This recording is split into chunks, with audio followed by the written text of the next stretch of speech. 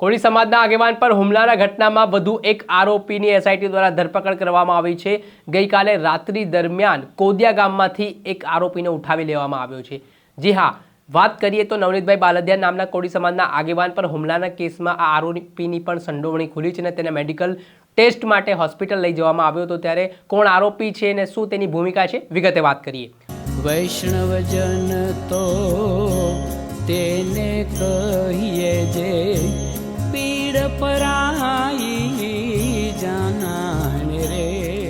નમસ્કાર દર્શક મિત્રો, નવજીવન ન્યૂઝમાં આપનું સ્વાગત છે। હું છું ફૈઝાન। બગદાણાના બબાલ કેસમાં એસઆઈટી એક્શન મોડમાં જોવા મળી રહી છે। આ સમગ્ર કેસની શરૂઆતથી વાત કરીએ તો 8 જેટલા આરોપીઓની પોલીસે ધરપકડ કરી હતી। કોળી સમાજના આગેવાન નવનીતભાઈ બાલદિયા પર 8 જેટલા શખ્સોએ ધોકા પાઇપો વડે જીવલેણ હુમલો કર્યો હતો અને આ ઘટનાના ઘેરા પ્રત્યાઘાત પડ્યા હતા। આ મામલાને લઈને કોળી સમાજે રોષે ભરાયો હતો અને ઠેર ઠેર આવેદનપત્ર પાઠવીને વિરોધ પણ નોંધાવ્યો હતો। આ ઘટનામાં સ્પેશિયલ ઇન્વેસ્ટિગેશન ટીમને આ સમગ્ર મામલાની તપાસ સોંપવામાં આવી છે અને મામલો છે તે દિવસે ને દિવસે બગડતો જઈ રહ્યો છે। ત્યારે હવે જે એસઆઈટી છે તે એક્શન મોડમાં જોવા મળી રહી છે।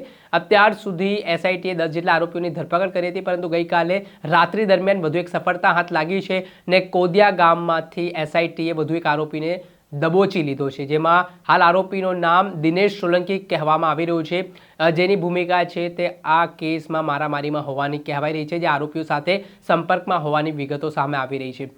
ત્યારે જેમ જેમ આરોપીઓની જે સંખ્યાઓ છે તે વધી રહી છે, દિવસે ને દિવસે જે તેમની ભૂમિકાઓ છે તે સ્પષ્ટ થઈ રહી છે, ત્યારે હજી પણ કોળી સમાજની માંગ છે કે આ કેસમાં જે મુખ્ય આરોપી છે, જેના ઇશારે ઘટનાક્રમ બન્યો છે, તેની પણ ધરપકડ થવી જોઈએ, તેમની સામે પણ કાર્યવાહી થવી જોઈએ। અને તેના જ ભાગરૂપે હાલ એસઆઈટી છે તે સઘન પૂછપરછ આરોપીઓની કરી રહી છે।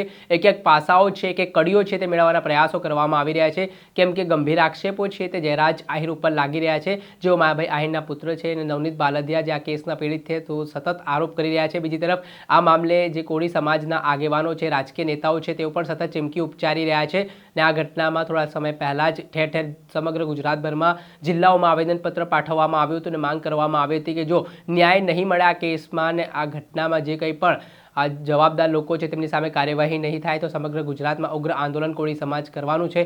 તેને જ લઈને હવે એસઆઈટીએ પોતાની તપાસ તેજ કરી છે। ત્યારે આ તપાસ છે છેલ્લા 10 દિવસ કરતાં વધારે સમયથી ચાલી રહી છે। ત્યારે હવે આગામી દિવસોમાં શું નવા ઘટસ્ફોટો થવાના છે, શું નવા ખુલાસાઓ થવાના છે, એ પડે પડના અપડેટો આપના સુધી પહોંચાડતા રહીશું, એટલે નવજીવન ન્યૂઝ જોતા રહો।